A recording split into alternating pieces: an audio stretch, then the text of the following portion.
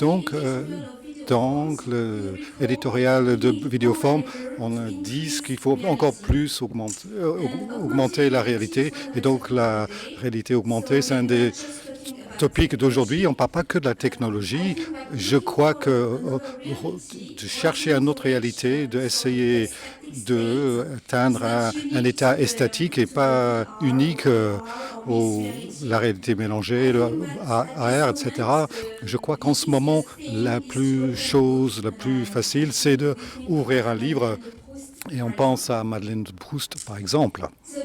Donc, cette idée, c'est aussi présentée dans les temples, dans les religions, dans les cercles, dans les arénas et dans les cinémas, dans les arènes, pardon, et en pensant au travail de Johnson Ball, l'ami qui va être exposé en vidéoforme aujourd'hui. Donc, c'est aussi l'expérience des personnes créatives, des artistes, mais aussi des scientifiques qui fait une performance. L'idée, c'est que nous sommes on est quelque part d'autre et eux ils sont quelque part d'autre. Donc avant qu'on commence une recommandation technique, s'il vous plaît, de muter votre microphone et on va continuer avec focus numéro 2. Donc c'est une sélection de Menno Parkka de la Lituanie. Donc Tessa, si vous voulez introduire la session. Bonjour tout le monde. Donc, né en Lettonie, Il a réalisé plus de 20 expositions en Europe et a participé à plus de 150 expositions dans le monde entier. Il est le fondateur et le président de Menno Parkkas, une galerie d'art qui fait la promotion de jeunes artistes contemporains.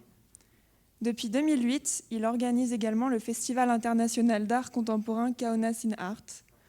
La ville sera la capitale européenne de la culture en 2022. Okay, so it's up to you, Arvidas. Donc c'est à vous, Arvidas. Donc on va avoir une présentation de 10 minutes. Donc c'est le conservatrice peut-être.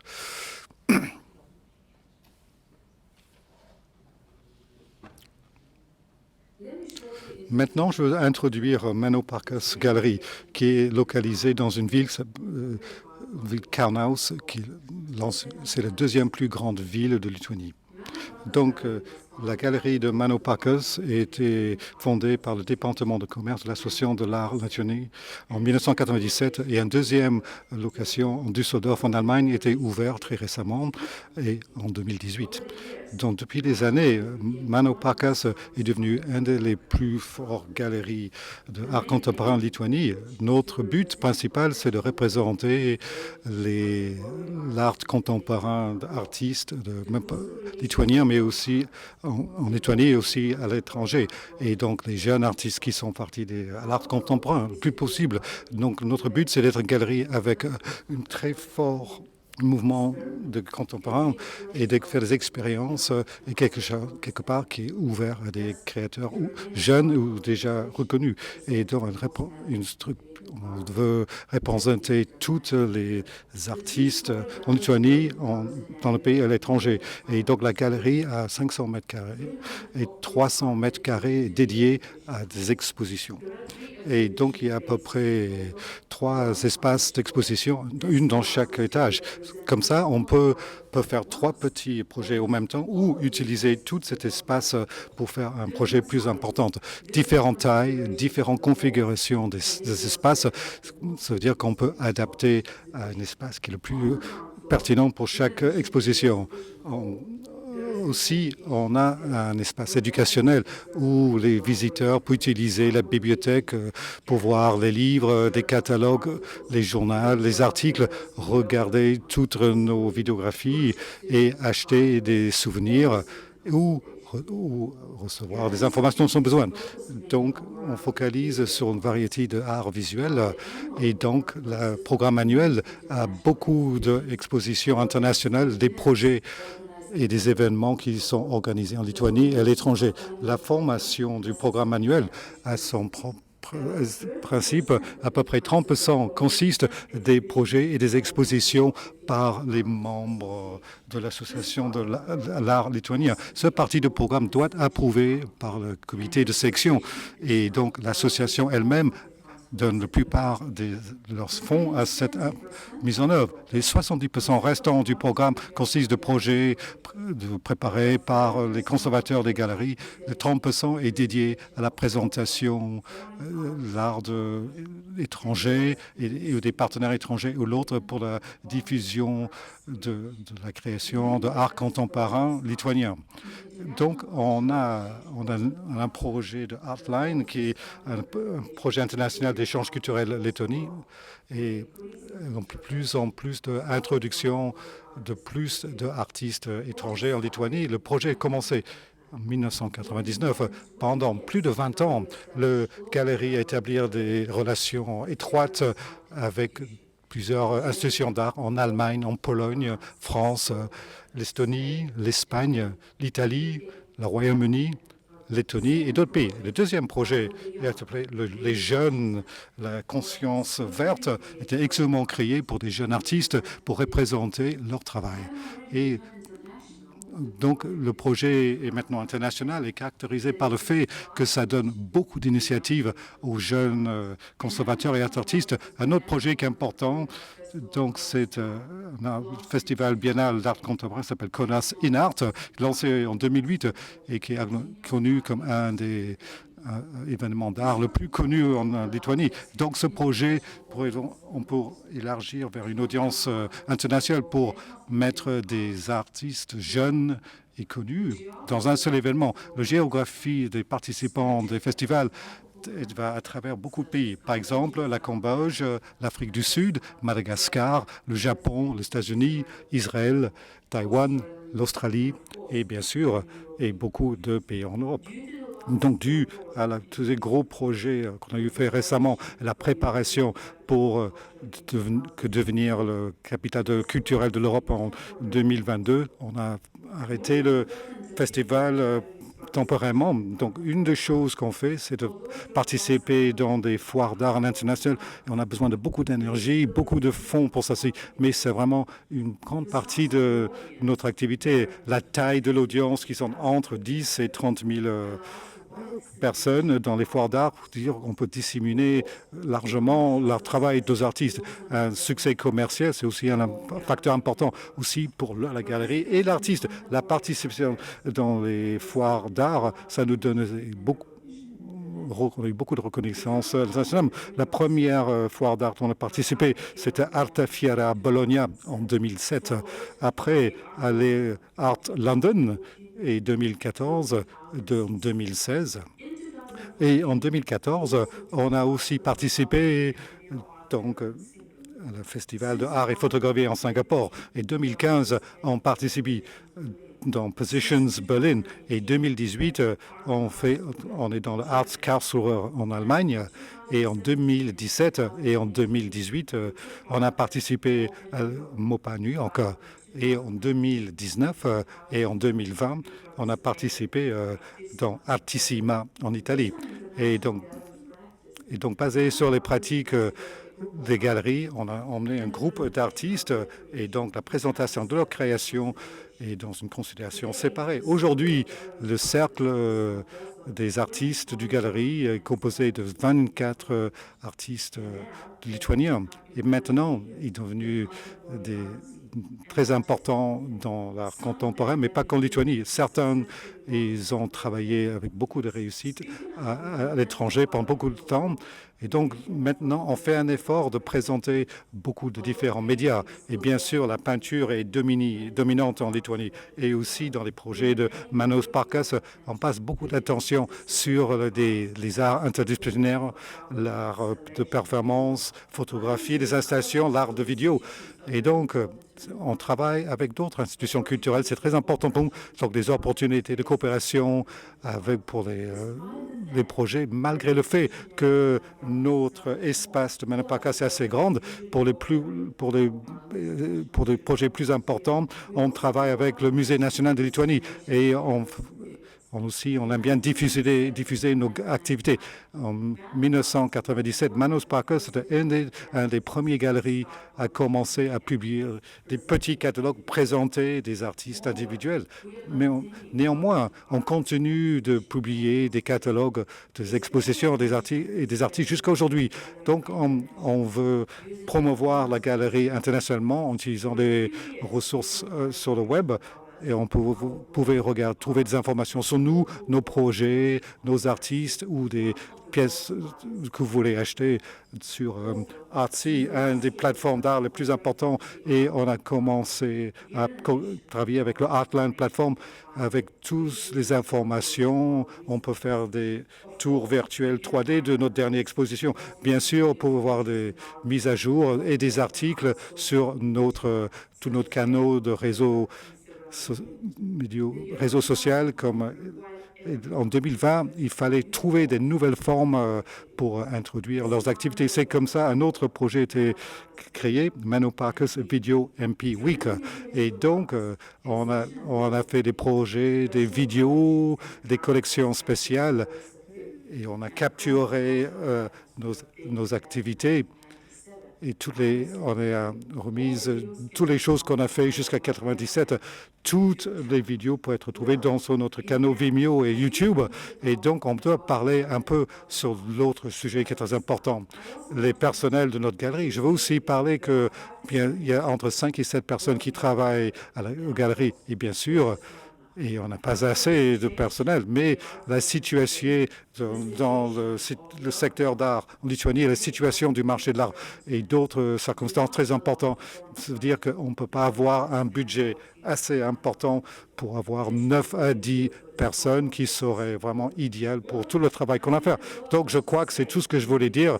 Maintenant, je voulais inviter à nous visiter notre galerie ici au Kaunas ou en Düsseldorf en Allemagne. Merci beaucoup. Okay, so thank you.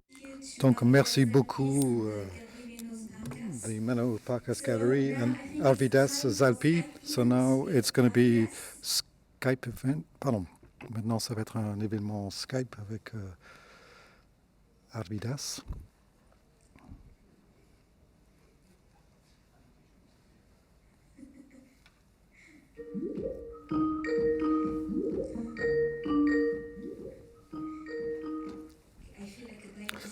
J'ai l'impression d'être un dinosaure avec cette chanson. Bonjour. Bonjour Arvidas. Bonjour. Vous m'entendez bien? Oui, je vous entends très bien. Donc super, c'est Élise. Donc bienvenue Arvidas. Merci beaucoup pour la galerie Mano Parkas. Donc vous, Arvidas Zalpi et votre équipe. Donc on est très content parce que Kaunas va être la capitale culturelle de l'Européenne en 2022. Pardon, excusez-nous. Juste, est-ce que vous pouvez allumer votre caméra parce qu'on ne vous voit pas.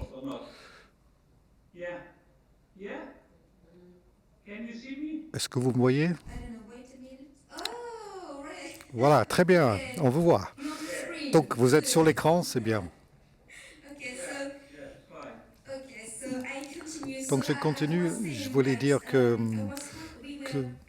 on était très content que Kaunas va être le capitale européen de culture en 2022. Et comme nos amis de Belge de Transculture étaient en 2015 et comme Clermont espère pour 2028. Donc merci beaucoup pour votre sélection. Donc merci bien pour la présentation. Donc c'était super parce qu'il y a beaucoup de personnes dans les images de la présentation, donc beaucoup de visions privées. Donc c'était vraiment très bien. C'est comme un autre monde pour nous. Je ne sais pas comment c'est en Lituanie. C'est OK. Je le regardais aussi. Un petit peu. Donc j'avais des choses à faire le matin, mais c'est bien. Donc très bien, très bien. Donc ma première question, c'est vous êtes Vous êtes diplômé de l'école de l'art de Kaunas, oui? Oui. Quel est l'état de l'art en Lituanie et sous-ceci au niveau associatif ou académique? Par exemple, comment sont les artistes que vous nous introduisez ou vous avez introduits aujourd'hui? Comment ils ont été formés? Ah, vous savez, Lituanie n'est pas un grand pays. Donc, c'est pas si difficile de voir toute la scène artistique, de voir qu'est-ce qui se passe et de trouver des artistes. Donc les artistes qui ont été représentés aujourd'hui, certains d'entre eux, ils ont commencé à collaborer avec nous après avoir quitté leurs études dans l'Académie de l'art. Donc en Kaunas, c'est l'Académie de l'art et donc les étudiants travaillent beaucoup, on a des très bons contacts et chaque année on a une présentation du travail de diplôme des étudiants. Donc la nouvelle génération qui vient et parce que les galeries c'est un des endroits où les artistes peuvent exposer leur travail, leurs projets, et la collaboration avec le monde artistique est très proche. Et vous savez que le principe de notre travail, c'est que on cherche des artistes jeunes et après on fait une proposition à eux s'ils voulaient travailler ensemble avec nous. Et il y a beaucoup de ces artistes, ils commencent comme des artistes jeunes et depuis ils sont là, on a collaboré avec eux depuis beaucoup d'années. Donc certains d'entre eux, on a trouvé comme Nelly Gart, désolé pour sa prononciation de son nom, il vous a présenté son vidéo aujourd'hui. Elle aussi, elle a fini ses études en Vilnius depuis plusieurs années. Elle habite en Allemagne. Donc, on a trouvé ici, on a collaboré avec elle en Allemagne. Qu'est-ce que je peux dire d'autre? On travaille avec beaucoup de personnes internationales, donc c'est pas difficile de trouver des artistes, mais pour le moment, comme les artistes de notre galerie, on a des artistes de notre pays et on aimerait bien de continuer avec cette tradition. Donc, si j'ai bien compris, quand vous êtes diplômé en Lituanie, la prochaine étape d'exposer dans les centres d'art, dans les festivals, dans les galeries. Quel est l'environnement de la culture en Lituanie? Bien sûr, c'est une façon normale de faire les choses. Après les études, tout le monde veut trouver une opportunité, de possibilité d'exposer leur travail dans les musées, dans les galeries ou d'autres dans des centres d'art. Et comme je vous ai dit, donc, comme Lituanie n'est pas un très grand pays, c'est pas un problème pour de suivre tous les événements qui sont en Kaunas ou dans d'autres villes. Donc, les informations que vous pouvez trouver, c'est très facile de trouver des informations. Donc, on regarde qu'est-ce qui se passe. Et les jeunes artistes, pas que ça, les jeunes artistes, ils essayent d'être exposés et donc de présenter leurs projets. Et donc, Kaunas est très actif parce qu'ils ont plus d'espace où vous pouvez produire vos projets. Il y a plus de galeries, il y a des musées, etc. Et donc, Kaunas, c'est aussi très actif. Par exemple, les plus grands événements sont face le Biennale Kaunas, c'est le Festival de photographie internationale de Kaunas et d'autres. Donc, c'est pas que dans la capitale, mais aussi dans Kaunas. Donc, désolé. Pourquoi c'était nécessaire de créer votre propre galerie? Pourquoi c'était nécessaire d'avoir une propre galerie? Bonne question.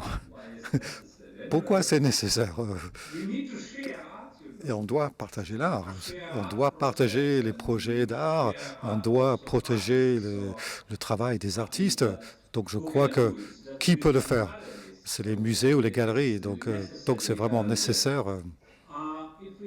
Donc si on parle de notre propre galerie, c'était ouvert en 1997. Vous savez, c'est juste après plusieurs années après l'indépendance de l'époque soviétique. Et vous savez, la scène artistique était en train de changer complètement. Et donc, vous savez, les artistes sont devenus très libres et avec leurs idées, avec leur travail, qu'est-ce qu'ils voulaient produire. Et donc, le problème, c'était avec les espaces. Donc, une des raisons, c'est d'ouvrir la galerie. Et au début, c'était plus dédié à les artistes de Carnus, juste leur donner une possibilité de produire ou d'exposer leur art, où ils peuvent leur projet, leur travail, leur art, etc. Et donc, ça, c'est la vraie raison pourquoi c'est nécessaire d'avoir une galerie ou de travailler dans une galerie. Donc, vous dites qu'à la fin des années 90, la scène artistique a changé. Pourquoi? Pour expliquer pourquoi. Quel changement? Donc, dans les aires soviétiques, c'était pas facile. On n'avait pas le droit de créer qu'est-ce qu'on voulait. On n'avait pas le droit de créer qu'est-ce qu'on voulait. On pouvait créer de l'art dans votre propre studio, mais vous ne pouvez pas le présenter officiellement parce que il y avait des jurys. Donc le travail devoir être politique, d'autres choses. Donc le travail d'être différent des pays occidentaux. Donc c'était la politique soviétique. Et donc dans les années 90, les artistes, ils avaient une liberté. Et avec les idées qu'ils ont gardées pendant longtemps dans les studios, dans leurs ateliers, et après ils les ont sortis. Donc il y avait la situation, parfois, les nouvelles idées, c'était trop rapide pour nos audiences, pour les citoyens. Désolé, j'ai pas entendu ça, là, ça coupe. Donc, c'était la situation parce que des choses étaient fermées après 2 jours, parce que c'était un choc culturel pour les visiteurs. Donc, c'était tellement de choses nouvelles, et c'était trop nouveau. Donc, et après, les choses sont devenues normales, comme dans les pays occidentaux. Donc, quelle est la place de Carnus dans l'écosystème national? Parce qu'on a l'impression que c'est très dynamique. Donc, quelle est la place de Carnus dans Lituanie et en Europe?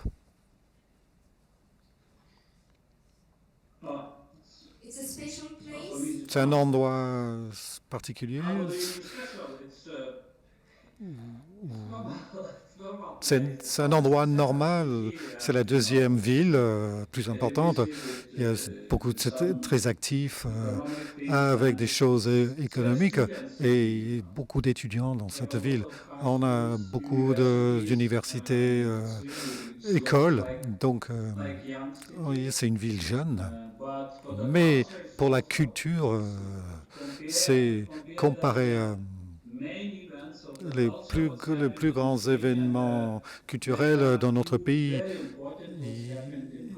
Il y a des choses très importantes qui se passent ici dans notre ville. Le festival de musique, et donc c'est un festival énorme, international, avec des musiciens très connus de partout du monde. Le festival de danse contemporain, qui est le plus grand événement en Lituanie, comme le Biennale Carnus. Donc on a le plus grand musée, c'est le musée national de Čiurlionius à Carnus. Donc Kaunas, c'est très important ici. Désolé, ça encore, ça coupe là. Donc, dernière question. Donc, j'aimerais bien parler de Kaunas 2022. Vous pouvez nous dire un peu plus sur ça? Je crois qu'il y a un petit problème de connexion là.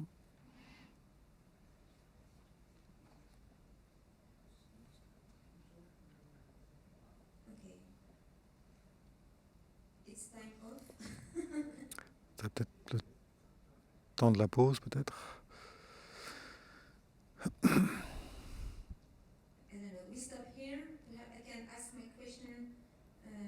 On va s'arrêter ici. Je vais peut-être poser ma question plus tard, peut-être. Ce n'est pas un problème. Je vais parler de Kaunas 2022 après. Guillaume Hitt est un artiste français, illustrateur, designer, performeur et réalisateur de films d'animation. Connu pour ses visuels, il a signé la mini-série d'animation Globozone diffusée sur Arte. Il s'intéresse entre autres à la réalité augmentée, qu'il a décidé de mettre en avant dans la fresque géante qu'il présente à Vidéoform cette année, Eau vive. Et maintenant, la vidéo de présentation de Guillaume Hitt.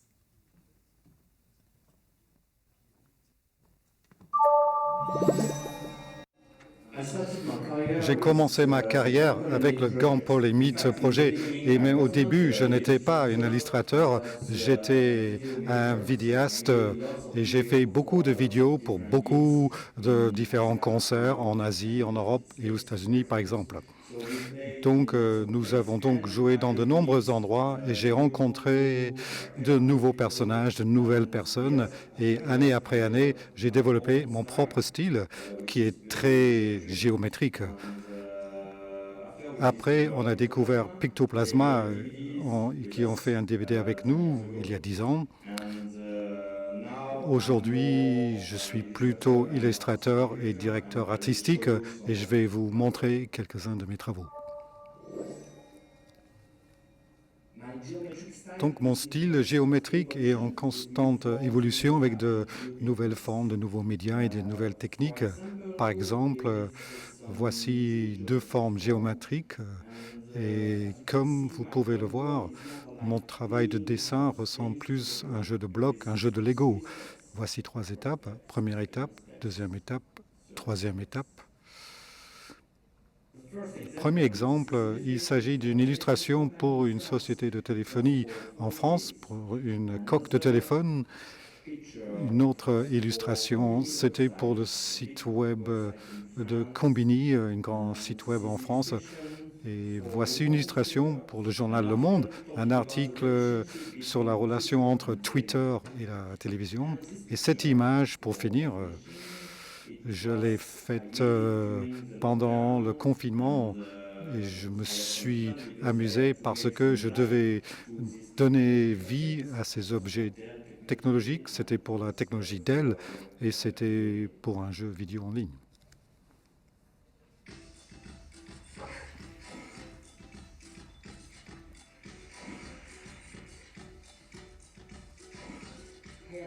J'ai la chance de pouvoir mettre mes créations partout. Par exemple, celle-ci est imprimée sur les tramways, les trams pour un festival d'art à Bordeaux.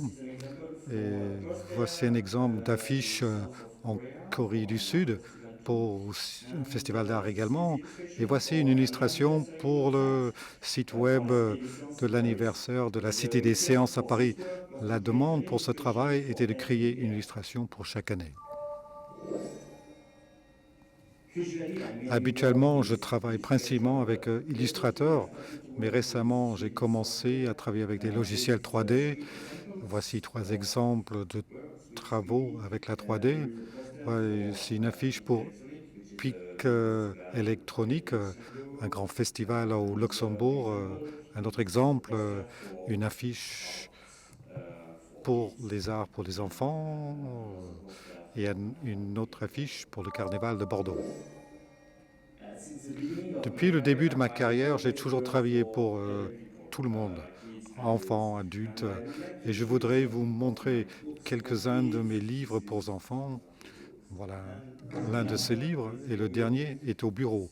C'est un livre amusant, drôle. Il y a beaucoup de choses à découvrir. Tu peux utiliser des rabats.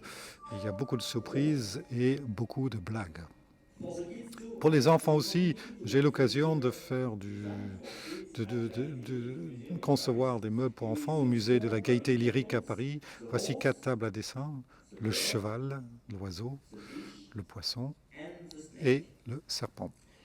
Dans chacun de ces 4 tables à dessin, il y a des crayons, du papier et des tailles-crayons intégrés. Juste après la création des 4 animaux, des 4 tables à dessin, on a eu l'idée avec Gangpol de créer la boîte. La boîte est un projet collectif et hybride qui est à travers un instrument multimédia. On peut faire de la musique, on peut faire des images avec la boîte. Et je vais vous montrer maintenant une petite vidéo.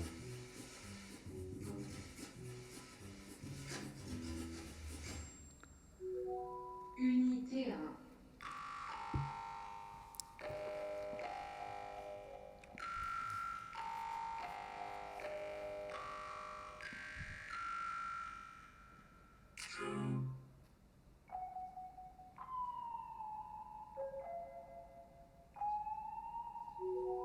Unité 2.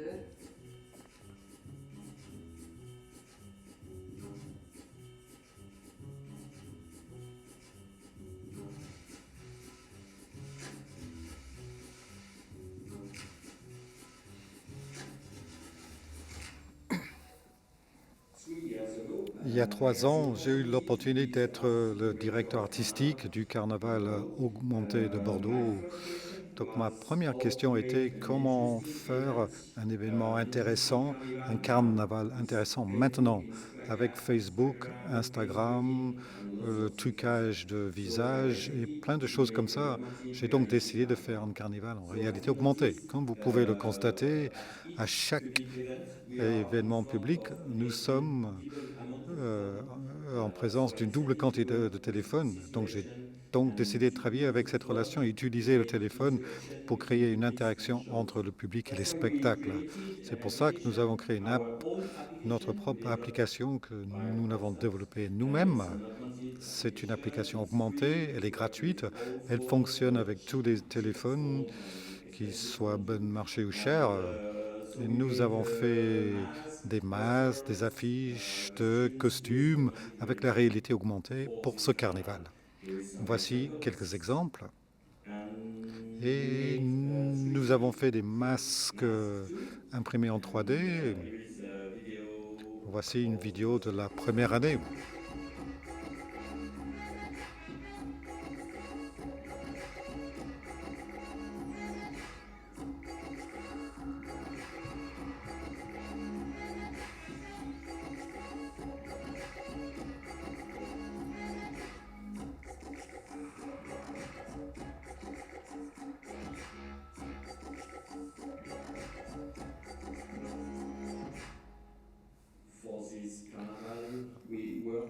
Pour ce carnaval, nous avons travaillé avec le logiciel Unity.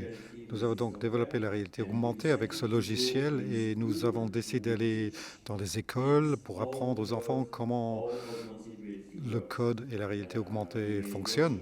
On nous a également organisé de nombreux ateliers avec les enfants afin qu'ils puissent participer à ce projet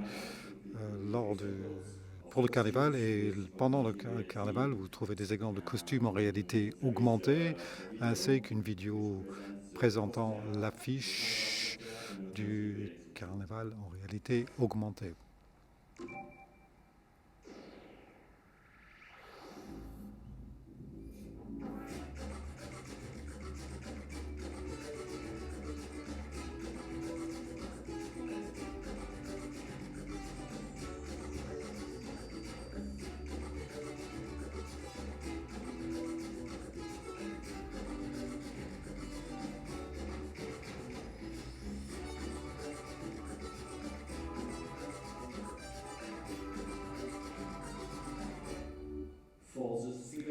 Pour la deuxième édition de mon carnaval en 2019, L'ambiance générale en France, dans les rues, était très de- difficile, avec beaucoup de grèves, beaucoup de problèmes sociaux. Nous avons décidé d'écrire une histoire qui est liée à cette atmosphère globale et à l'histoire du carnaval aussi. Nous avons donc décidé de demander à différents illustrateurs d'inventer, de dessiner des brigands. Et avec l'application, nous devons attraper les brigands pour nous aider à tuer le roi, le méchant roi. Voilà un exemple de cette exposition.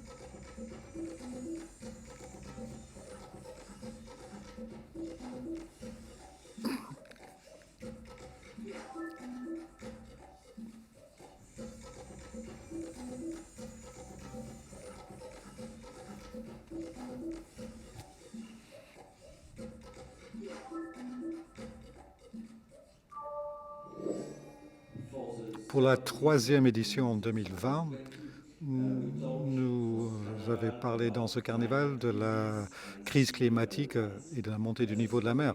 L'histoire est très simple. Nous vivons tous sous l'eau. Nous sommes maintenant des mutants, fluides et agiles. Prenons le paradis ensemble et faisons la fête quand même. Nous avons donc créé de nouveaux personnages, des personnages mutants. Et voici ces personnages, le premier, le deuxième et le troisième.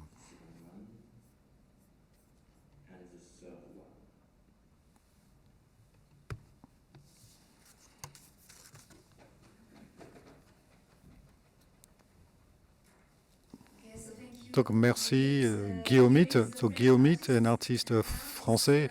Maintenant, on va présenter le travail de Francesca Fini qui vient de l'Italie.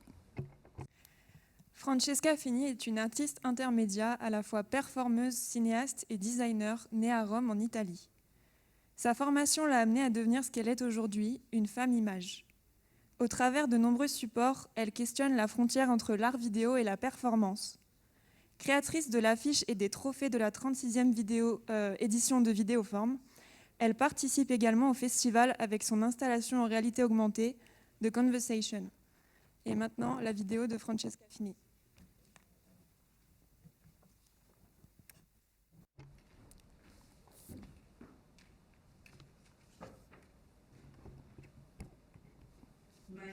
Je m'appelle Francesco Fini. Je suis un artiste italien qui travaille donc avec le cinéma expérimental, l'animation digitale, les nouveaux médias, l'installation et l'art de performance. J'ai toujours exploré ces terres où le langage des arts sont hybridés, se mélangent ensemble, créer des nouveaux objets.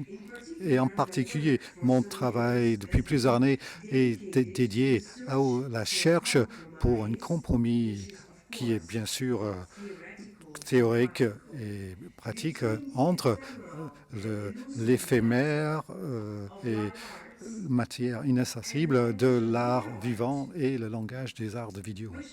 Donc, par sa nature est documentaire, parce que ça fige pour toujours les images transitoires sur un médium qui est physique ou virtuel. Ça peut être un fichier numérique, un film. Dans toutes ces années, cette recherche sur les performances vidéotiques laissait de créer beaucoup de films et de produire 3 films qui mélangent et hybrident l'art de performance, l'animation digitale, la conception de costumes, l'architecture, la littérature et l'art de vidéo. Et donc, j'ai toujours cherché des nouvelles opportunités pour challenger mes objectifs et élargir ma recherche. Et c'est pour ça que je veux toujours faire partie des festivals internationaux, des résidences, surtout eux qui sont dédiés aux arts vivants. Donc je suis personne contradictoire et interdisciplinaire et fatalement attiré au paradoxe. Et donc toujours en train de se lutter et jamais inquiet pour le dernier résultat ou les conséquences de mes actions. mes actions artistiques, bien sûr, je suis toujours fasciné par le chemin, par le temps moyen, par le processus. Pour cette raison, je suis obsédé avec la déconstruction numérique et la réinterprétation le concept du corps, le grand, incroyable concept du corps, surtout le corps féminin, pour toujours maintenir sa sauvagerie, sa nature animale et organique. Donc, mon projet de vie, mes performances vivantes et mes spectacles de nouveaux médias et de médias vivantes adressent souvent des problématiques, les relations entre l'audience et les espaces privés, entre le spectacle et les personnes qui participent dans le spectacle, entre la représentation et l'interaction. Mais aussi, ces projets reflètent sur les influences de la société, sur les genres, sur les problématiques des femmes, la distorsion dans la perception de la beauté qui est produite par le marché et par les médias dominantes. Et c'est pour ça qu'est-ce que je fais et qu'est-ce qui m'intéresse comme un artiste. Donc je parle du corps. Le corps est un élément très important parce que c'est un code universel et émotionnel et ça devient un langage collectif et politique. Le corps est notre premier et dernier façon de réagir avec le monde externe et avec d'autres êtres humains. Le corps est quelque chose que tout le monde connaît et que tout le monde comprend. C'est le dictionnaire de notre nature commun fragile dans ce monde et comme tout le monde le sait. Donc, j'utilise le corps comme un vecteur des concepts universitaires, des expériences partagées. Et bien sûr, c'est parce que le corps est dans la portée de chacun et compréhensible pour tout le monde.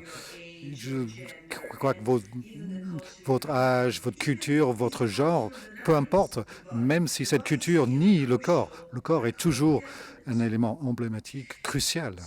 Donc en regardant le corps, j'utilise beaucoup différents langages, comme vous pouvez voir avec tous les vidéos que vous regardez maintenant, les vidéos, les choses que vous avez déjà vues sur mon site web. Qu'importe, j'utilise beaucoup différents langages. Ces langages sont quelque part répondent à tous mes intérêts comme un artiste.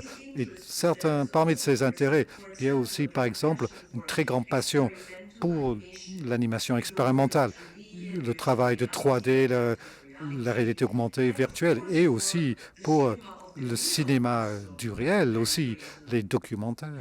Et je dirais que je suis en concentration de contradictions. Et comme vous pouvez, comme je vous avais déjà dit, même si dans mon travail, je crois que tout répond à la même logique, et cette logique est la roue, la mission, qu'on peut dire, pour interpréter le monde et moi-même avec tous les moyens. Et dans mes animations 3D, il y a toujours un côté très performatif et très underground atmosphère. Mes avatars et mes caractères qui sont toujours créés avec la technique de collage de vidéos et l'animation de papier découpé. Jamais performé des actions naturalistiques. J'essaye jamais, je cherche pas le réalisme.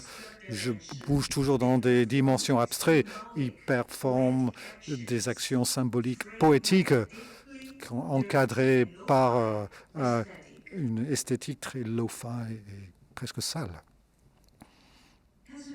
Donc, comme vous pouvez voir dans mes performances et dans mes installations, la culture numérique et la technologie numérique sont toujours présents. Et donc, presque toute ma vie, mes actions vivantes, j'utilise la vidéo et aussi l'audio. générés à travers les appareils mécaniques interactifs. C'est comme si le corps est amplifié par un paysage de sons et de suggestions visuelles qui sont produits par le mouvement, par l'action dans l'espace et le temps. Donc l'appareil, le device devient une espèce de prothèse d'un corps augmenté, amplifié. Et donc le concept basique est toujours le même. Par contre, c'est profondément analogue. C'est le cherche d'identité virtuelle ou réelle, l'identité virtuelle ou réelle, bien sûr, et l'illusion de contrôle qui caractérise notre espèce. Donc explorer avec une certaine dose d'ironie, je dirais.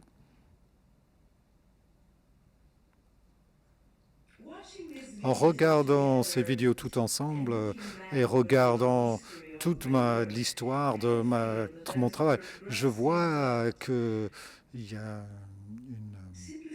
une simplification progressive, en même temps une radicalisation dans les esthétiques de mon travail. Vous savez, comme si vous êtes en train d'étudier un nouveau langage, il y a beaucoup de pratiques, beaucoup de temps de pénétrer sa logique intérieure. Et maintenant, je pense que je commence à maîtriser mon propre langage, finalement de comprendre ces lignes guides. Et maintenant, je suis capable d'être plus direct, plus fort et efficient. Donc, je commence à enlever la matière de mon travail pour révéler l'essence, les eaux brillantes en dessous de la surface. Et je ne sais pas vraiment où ce processus va m'emmener, mes recherches. Donc, c'est très similaire à une pratique zen. Et j'espère que je peux apporter même un petit peu de lumière. Donc, on va commencer la discussion. Donc, le terrain de jeu, playground en anglais. Donc maintenant, je suis avec les deux artistes Guillaume et Francesca et Arvidas en Skype. Donc finalement, ce matin, la discussion va être en deux langues, français et en anglais. Donc juste simplement une petite précision pour les Anglais. Si vous voulez une traduction, il faut aller sur la chaîne YouTube parce que Guillaume va parler en français. Donc le titre terrain de jeu, c'est un thème qu'on a beaucoup aimé dans Vidéoforme. Donc pour nous, et Garance et Tessa et moi, que c'est lié donc un univers très coloré de vous deux artistes. On va voir ça sur la vidéo. Donc on a l'impression que vous avez décidé de pousser tout le mur de votre enfance. Donc on aime ça. Vous utilisez tous les deux la réalité augmentée, peut-être comme les billes. Les billes.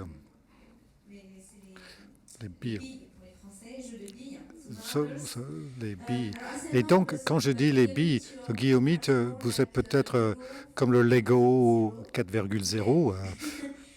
Donc, pour votre univers est absurde et d'une façon très amicale.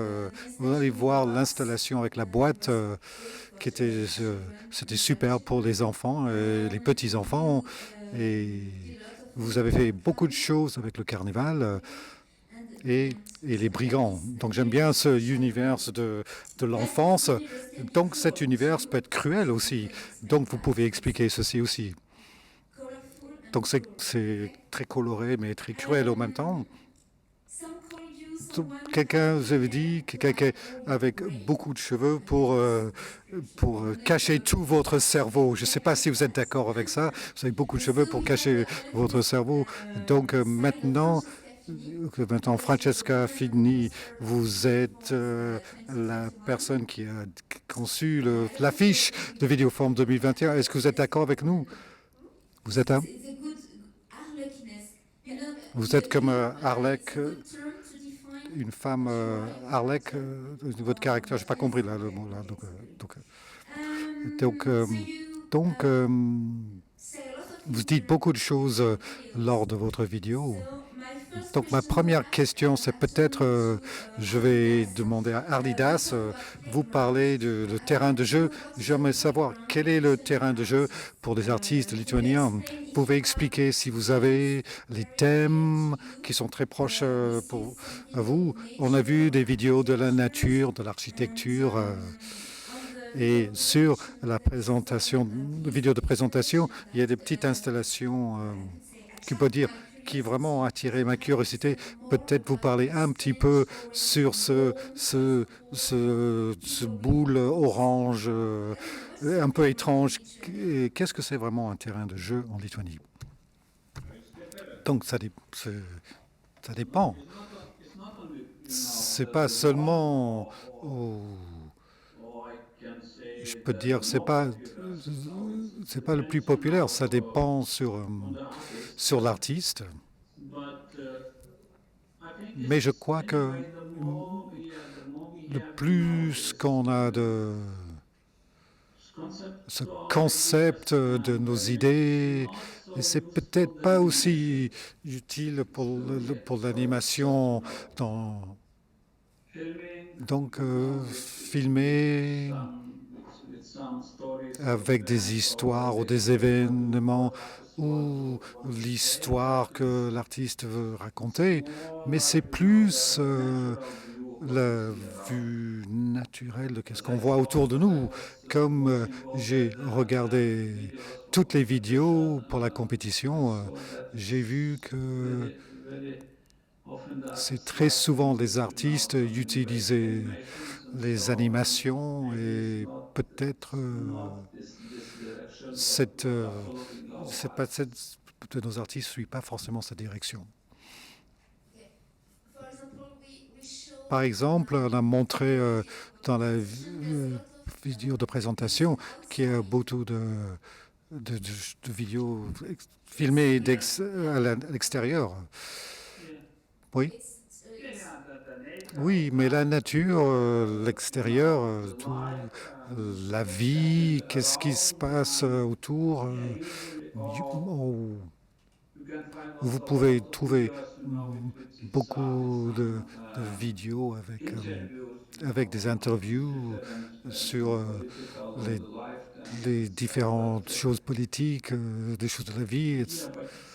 Mais c'est tout ce que vous voyez dans la nature, tout ce que vous voyez autour de nous. Ça, c'est qu'est-ce qu'on fait le plus. OK? Ou certaines expressions d'artistes, mais un artiste fait des expressions de ses idées, mais il utilise les caméras où il se filme lui-même. Comme je vous ai dit, pas l'animation, juste tout ce qui est vrai autour de soi-même. Donc maintenant, j'ai dit à Francesca Guillaumit, vous avez parlé beaucoup de votre travail. Peut-être vous devez ajouter quelque chose de cette idée de terrain de jeu. Peut-être, Francesca, vous parlez du corps, le corps féminin surtout, ou le corps augmenté. Peut-être vous pouvez dire quelque chose sur ces idées, sur le terrain de jeu et le relation avec le corps et la technologie. Microphone, micro. Bonjour, désolé, j'avais oublié mon micro. Donc, premièrement, je crois que le travail de l'artiste est un terrain de jeu, généralement, parce que vous avez beaucoup de temps, vous êtes tout seul, vous avez personne qui vont vous dire qu'est-ce qui est bon ou qu'est-ce qui est mauvais. Donc, vraiment, c'est comme vous êtes un enfant doit être dans son propre terrain de jeu, de Donc, faire des expériences, vivre la réalité pour la première fois avec comme pas de préjudice, d'une façon complètement vierge, de voir et juger la réalité. Oui, l'artiste doit être comme ça, et généralement l'artiste est comme ça. Donc, pour faire l'art, c'est d'être dans votre propre terrain de jeu. Et parfois, ça peut être une expérience un peu seule, mais très, très bien et tout le temps. Et vous n'avez pas des paramètres, vous n'avez pas des directions, vous simplement vos propres mots pour manipuler, vos propres mondes pour manipuler et construire. Donc, c'est vraiment un terrain de jeu. Pour moi, un petit peu plus qu'un terrain de jeu, parce que je travaille avec la technologie, et la technologie est très vivante, très amusante, et ça va quelque chose qui va augmenter votre capacité d'influencer, de changer et de manipuler la réalité, et donner un petit peu de superpuissance, superpowers à votre corps. Donc, c'est vraiment quelque chose que j'aime faire, et j'aime, je sens comme un petit enfant parfois avec beaucoup d'enthousiasme quand je trouve un nouveau appareil, un nouveau logiciel, ou je trouve une nouvelle application. Et je suis toujours chercher les choses. Donc ma maison est pleine de choses, de vieux technologies par exemple, que je laisse à un moment donné dans un endroit et après je le récupère et après je mets dans d'autres projets. Donc c'est un peu comme un petit laboratoire de choses un peu étranges dans mon atelier. Et donc, vraiment, terrain de jeu, c'est vraiment sur les conditions de l'artiste, je crois. Et les personnes qui travaillent avec la technologie donnent un petit peu plus de sens à ceci, parce que vous travaillez vraiment avec la machine. Et donc, c'est l'homme dans la machine qui est le premier conflit dans la culture occidentale, du théâtre grec. À partir de là, c'est tous un terrain de jeu de art et de culture. Donc, merci Francesca. Vous avez parlé des actions artistiques. Donc, parfois, une expérience seule. Et vous, Guillaumite, je crois que vous êtes intéressé d'interagir avec les spectateurs, les acteurs. Vous pouvez plus expliquer votre interaction avec le public. En fait, terrain de jeu, c'est vrai que c'est une notion qui m'a toujours intéressé. Quand j'ai commencé ma carrière, mon travail d'illustrateur, c'est vrai que j'ai souvent comparé le dessin à plutôt la création d'éléments en Lego. Donc en fait, c'est vrai que je travaille beaucoup avec des formes géométriques très simples, des couleurs, des aplats simples, et du coup, je compose mes images par association, par montage. Voilà, déjà le jeu est dans la composition des images, mais aussi dans la réalisation en grandeur nature de vrais terrains de jeu. Donc en tant que, comme vous l'avez vu dans ma présentation avant, j'ai plusieurs facettes, donc une partie artiste plasticien et une partie designer, illustrateur. Et donc il m'est arrivé à 2-3 occasions de réaliser des vraies sculptures jouables. Et du coup, c'est un grand plaisir en fait de voir ces dessins, ces images composées, chahuter, utiliser, de voir des adultes, des enfants glisser dessus, etc. C'est quelque chose, c'est un prolongement en fait à l'amusement que j'ai pu avoir en dessinant ces objets-là. Par exemple, avec le collectif Bruit du Frigo, on a réalisé un Ayoudin. Donc c'est une sorte de gros dragon en bois dans un parc dans le nord de la France.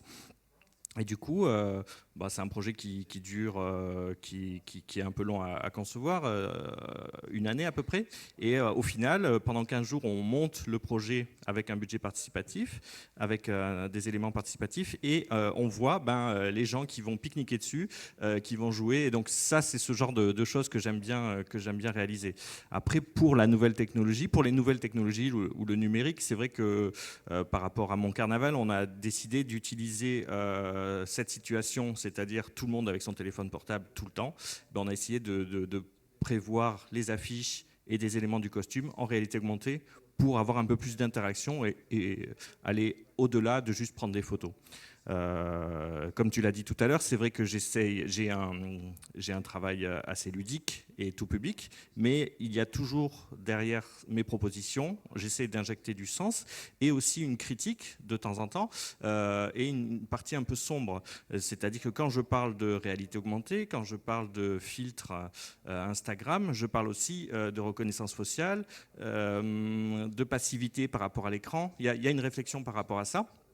Et j'y tiens aussi, c'est-à-dire quand je développe un projet de réalité augmentée dans une ville, eh ben on va faire le tour de toutes les écoles pour montrer comment ça fonctionne, donner accès aux enfants à la pratique du code informatique. Voilà. L'un ne va pas sans l'autre et je refuse un peu une partie passive par rapport au filtre Instagram, c'est-à-dire rajouter des oreilles de chien, c'est très bien, mais ce qui est cool aussi, c'est de savoir comment ça marche et de donner la possibilité à tout le monde de pouvoir le faire. Donc, c'est par exemple la boîte, c'est cette idée qu'on voit des enfants qui dessinent dans ce... C'est un autre projet qui date un peu. On l'a réalisé donc en duo avec Gangpol du duo Gangpol & Meet. Et donc là, c'était, en fait, c'est la suite des tables à dessin que j'avais réalisées premièrement. Donc juste des tables à dessin interactives, on va dire, parce que tout le monde peut dessiner dessus. La deuxième étape, c'était la boîte, c'est-à-dire des instruments de musique accessibles à tous. Donc c'est du mobilier avec des boutons. Et il y avait 4 étapes. On n'a pas eu le temps de voir toute la vidéo, mais il y a 4 étapes. Il y avait une partie où les enfants peuvent dessiner et à chaque fois qu'ils tracent un trait ou créent un papier, ça crée des sons, générer des sons. Deuxième partie, c'était une sorte de création de dessin animé avec une partie circulaire. Et puis après, il y avait de la reconnaissance de caméra et même une sorte de sampler de création musicale avec des jetons. Voilà. Et là, c'est pareil, il y avait aussi un discours par rapport à l'usine, par rapport à la création automatisée. Il y avait un discours sous-jacent. J'en parle au passé parce que c'est un projet qui tourne plus, mais qui a bien tourné en France et à l'étranger, et dont on est fier. Donc, je ne sais pas si on a des questions venant de l'audience ou du chat, ou Gabriel a une question, vous voulez poser une question? Juste spécifier que l'audience, que j'ai oublié de dire, vous pouvez poser des questions ou vous partagez des idées ou de sensibilité, donc n'hésitez pas. Donc Gabriel, on n'entend pas Gabriel.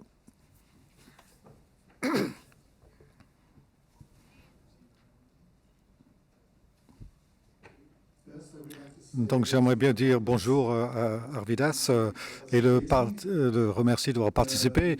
Et vous, on parle de terrain de jeu, des jeux, et en même temps, on traverse une pandémie. Et donc je pensais qu'en écoutant Arvidas, on parlait de Lituanie, de très petit pays, et donc qui est à l'origine d'un mouvement artistique très important, Fluctus. Désolé pour la prononciation, où a créé beaucoup d'artistes, et aussi le président de Lituanie aussi. Vous m'entendez, Arvidas? Je ne crois pas qu'il est en train de m'entendre. Je voulais savoir, j'ai l'impression qu'il est figé. Je voulais savoir la relation avec cet héritage en Lituanie et peut-être la connexion avec la République qui était faite avec des artistes en Vilnius, la République de... Je ne sais pas si vous connaissez ça, Arvidas.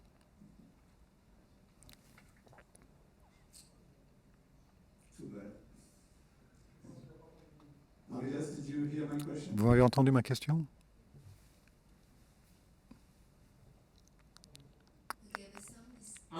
Ah, ok, on vous entend, vous êtes revenu. Donc, Arvidas, vous avez entendu ma question?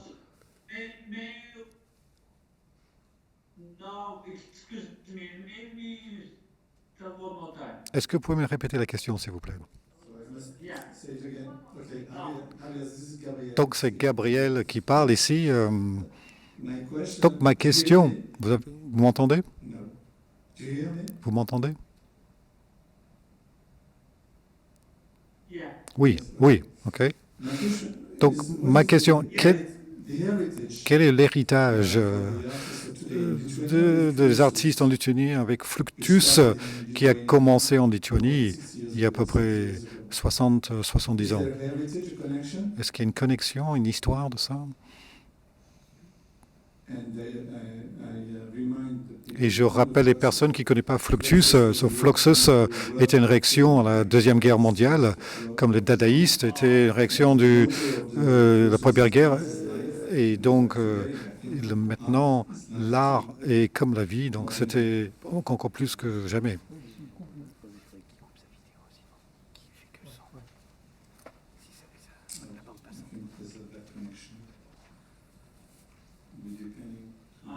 Donc, est-ce que vous voulez dire le vidéo art et vous parlez l'art en général? L'art en général. Quelle est la connexion entre le Fluxus, mouvement Fluxus qui a commencé il y a très longtemps, et vos artistes très intéressants? Une d'eux est devenue le président de votre pays à un moment donné. Donc c'est très intéressant qu'un artiste devienne président.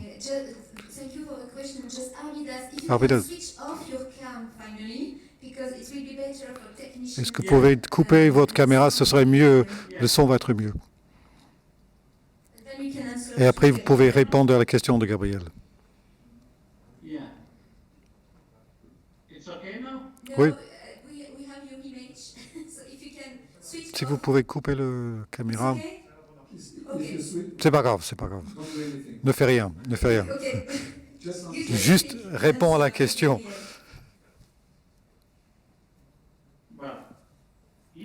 Donc, bien sûr, il y a des connexions. C'est évident. Donc, comme le Fluxus, le mouvement Fluxus, bien sûr, le Fluxus, désolé pour la prononciation, mais c'est très important dans notre culture et dans le développement artistique jusqu'à maintenant.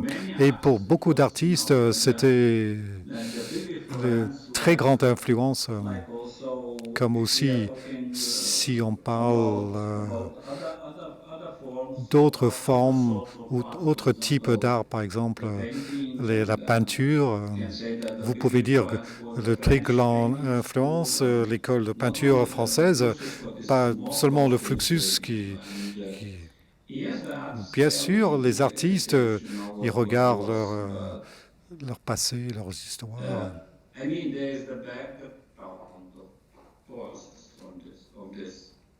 suis désolé, je n'ai pas entendu là.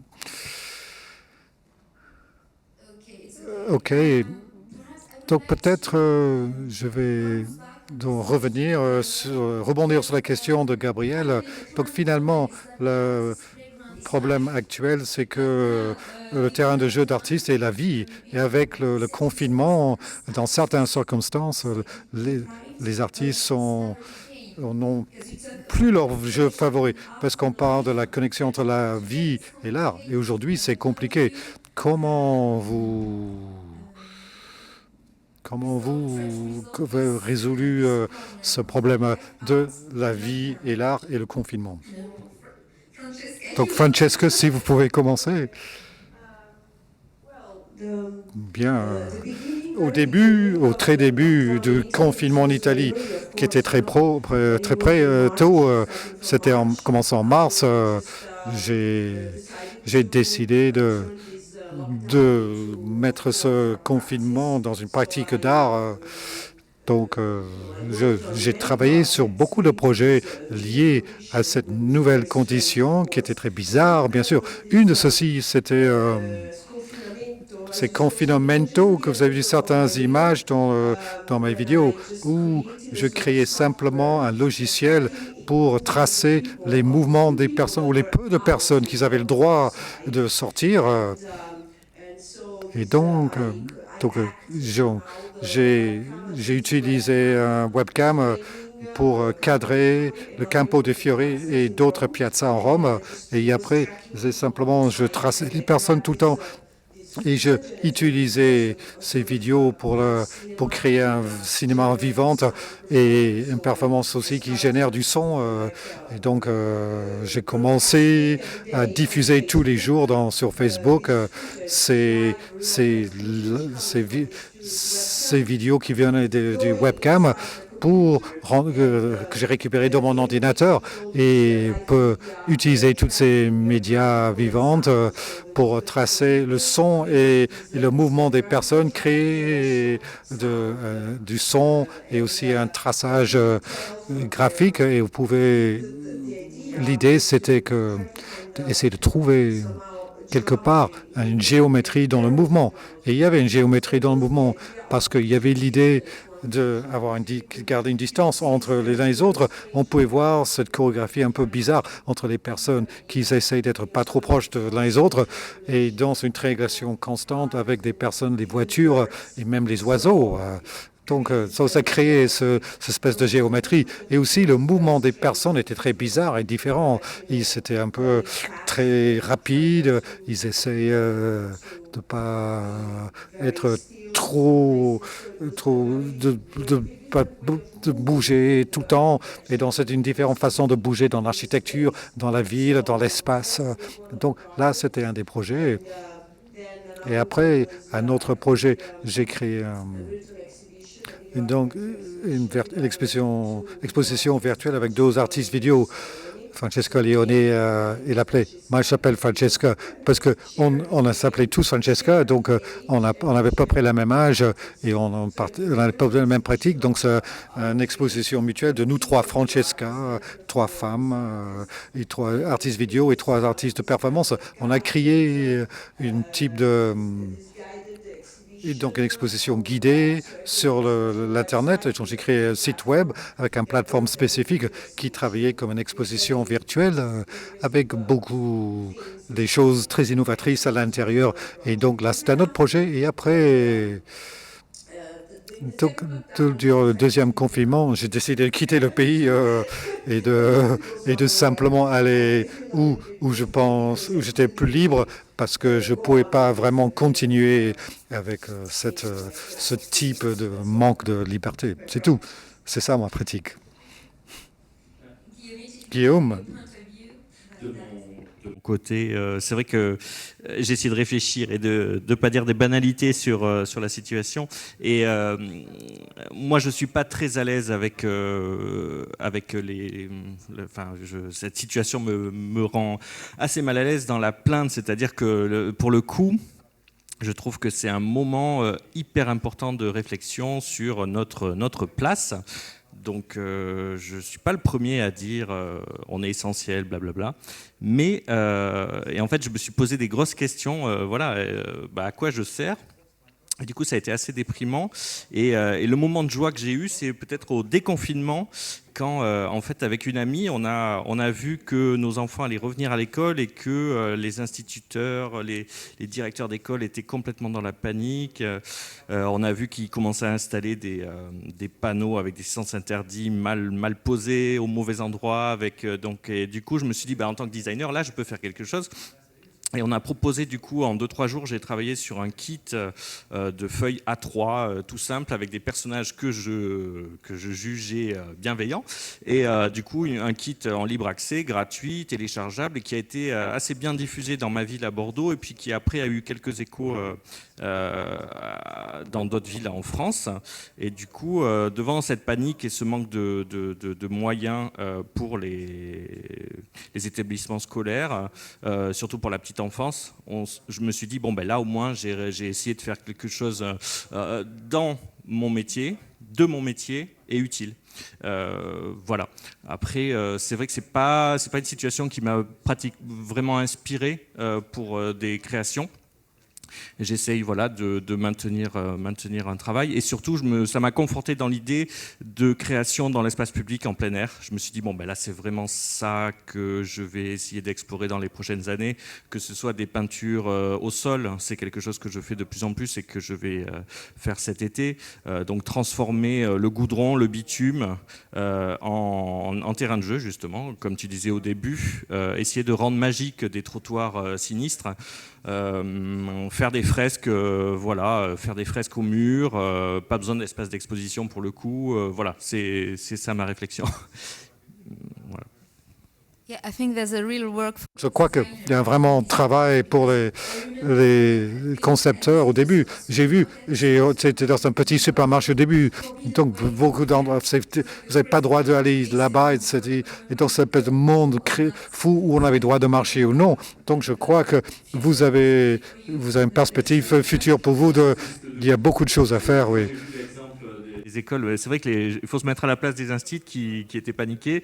Et donc, en fait, sur les toilettes, ils collaient des sens interdits rouges quand on n'avait pas le droit d'y aller et verts quand on avait le droit d'y aller. Enfin, c'était complètement aberrant. Et voilà, je me suis dit, bon, ben là, je peux donner un coup de main quand même.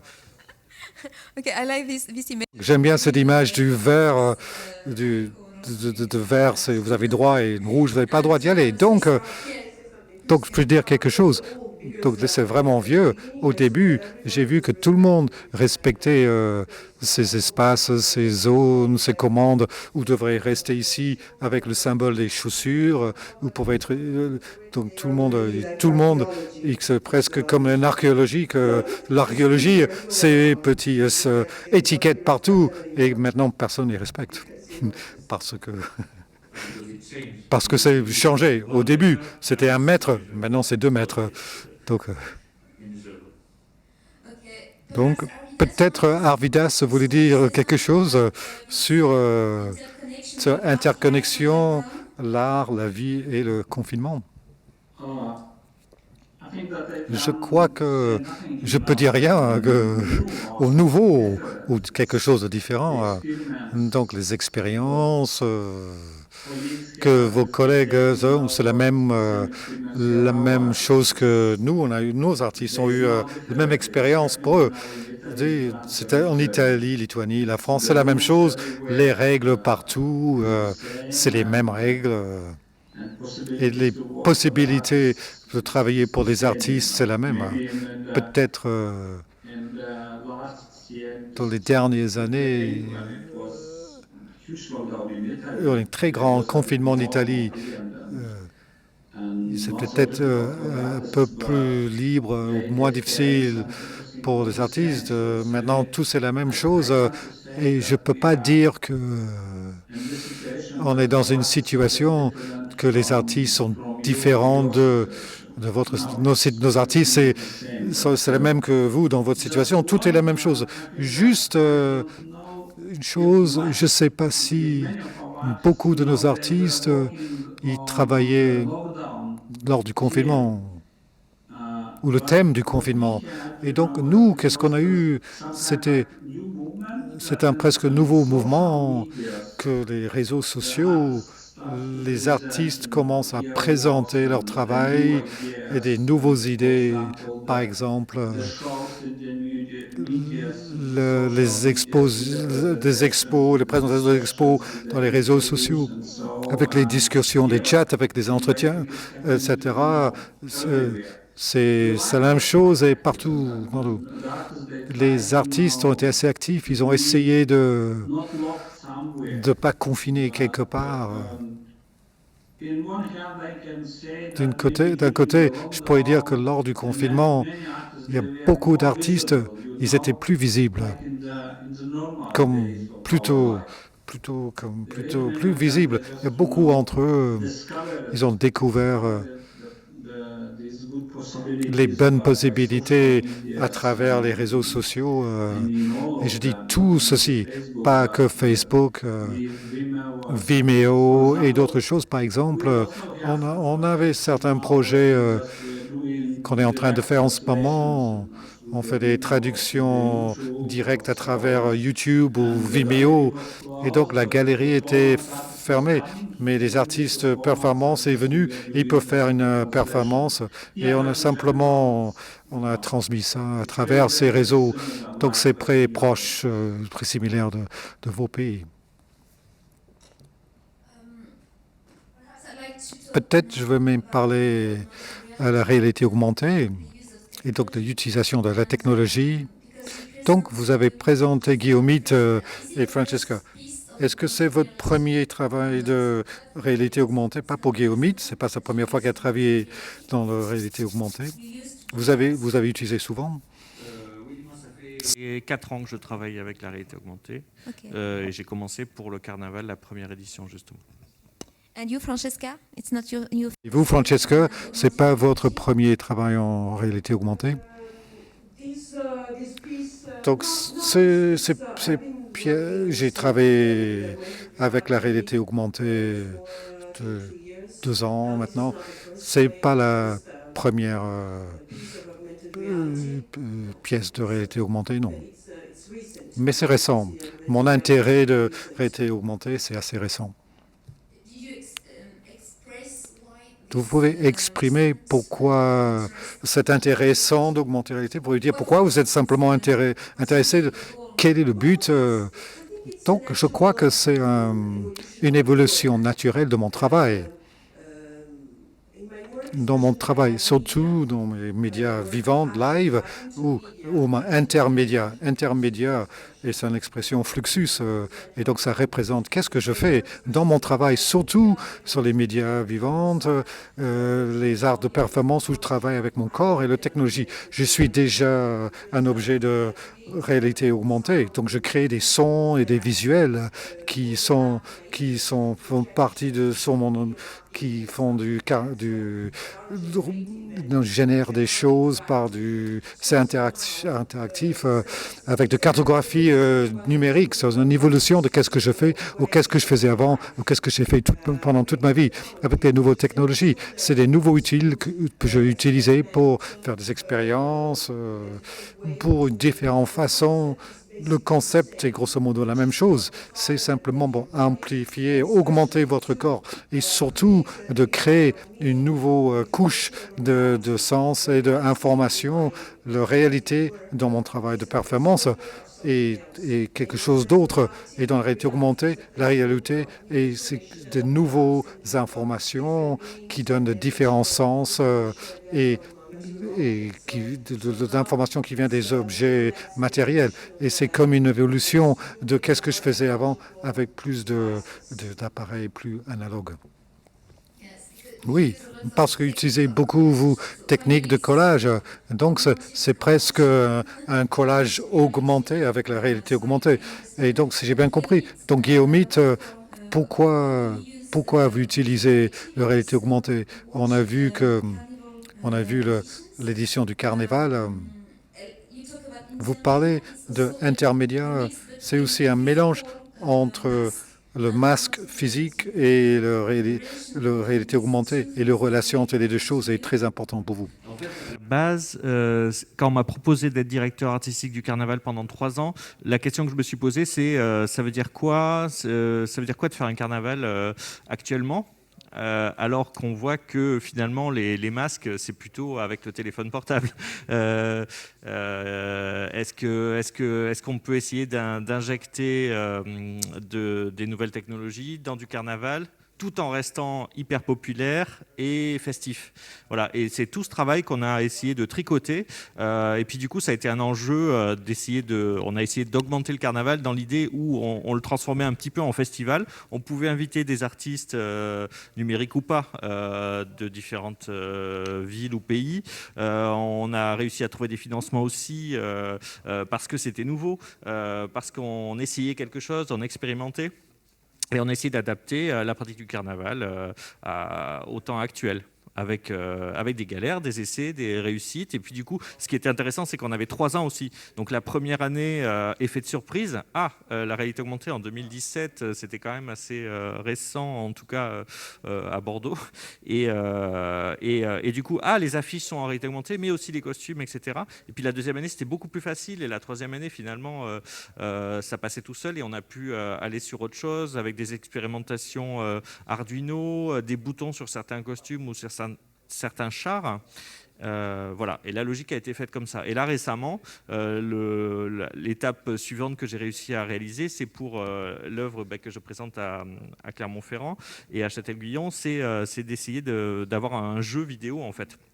Donc évidemment, passer le téléphone et voir quelque chose qui apparaît en volume, il y a un effet de surprise. Mais là, l'idée, c'est qu'on puisse y passer plus de temps, y revenir, essayer et jouer comme à la PlayStation en plein air. et donc pouvoir partager son résultat avec les autres à côté, etc. Donc on essayait de changer un petit peu de mode de jouabilité. Okay. Donc peut-être une question à Arvidas. Vous avez dit que le terrain de jeu de Lituanie est plutôt réalité que la technologie, mais quelle est la relation entre la technologie et l'art contemporain dans votre pays?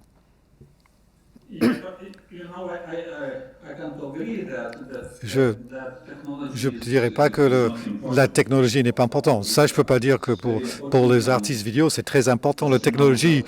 Et sans technologie, on pourrait avoir la qualité du travail, de ce que vous pouvez entendre. Donc, c'est très important, la technologie, mais nos artistes utilisent la réalité, qu'est-ce qui se passe autour de eux et toutes les idées qu'ils peuvent réaliser.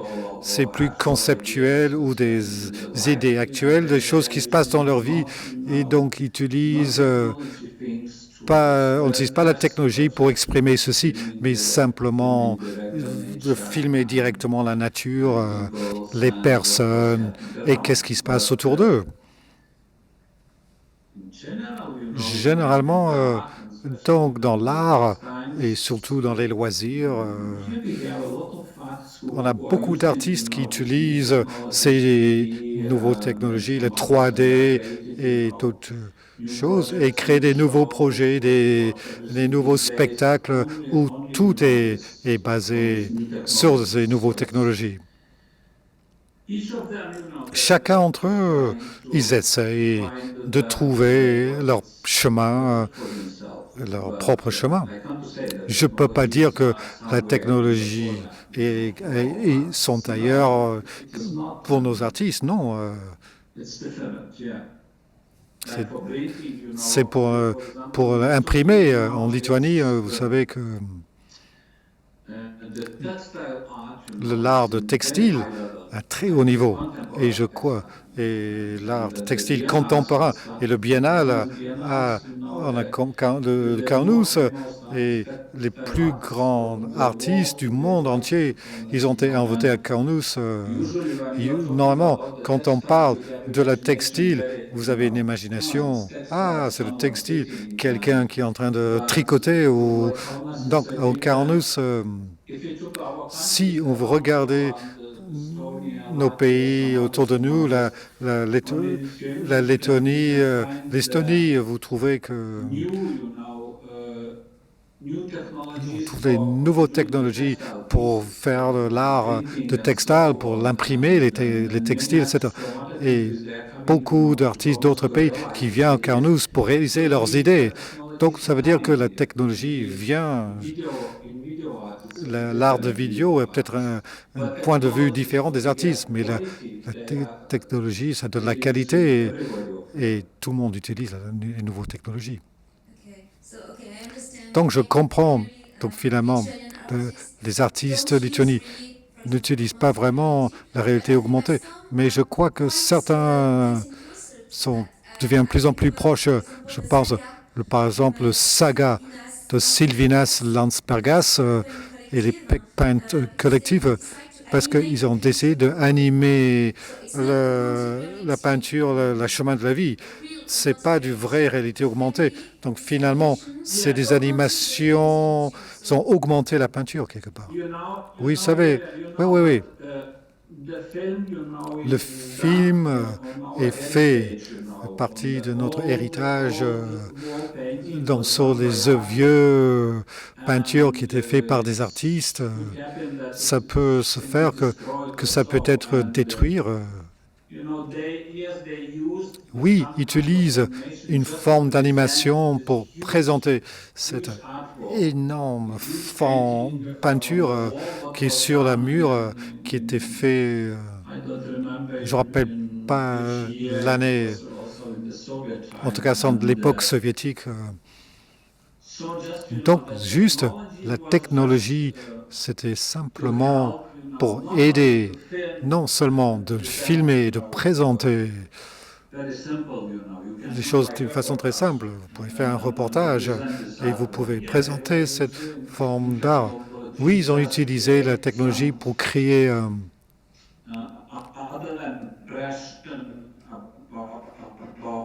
là, ça coupe la main. Désolé, j'ai pas entendu. Donc,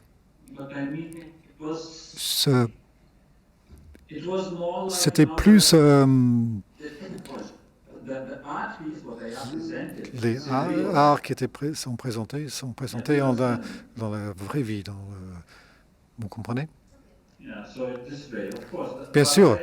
Donc, je suis d'accord. On peut dire qu'utiliser les nouvelles technologies et la nouvelle façon de travailler. Donc, merci pour finir cette conversation. Peut-être vous pouvez nous dire plus sur Kaunas 2022. C'était ma question que je voulais vous poser avant qu'on ait été coupé. Donc, si vous pouvez simplement dire sur le futur Kaunas. Donc, on espère la situation dans le monde va être changée et on saurait revenir à la vie normale. Et donc, Kaunas est très occupé en ce moment pour préparer, pour être le capitale culturelle de l'Europe en 2022. Et donc,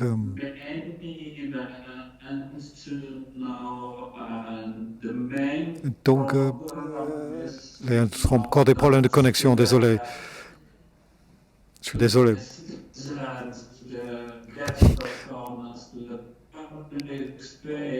Donc les espaces publics, et donc ils vont avoir aussi beaucoup d'artistes dont tout le monde est impliqué. Et donc, on va programmer beaucoup d'événements et les plus grands événements, ça va être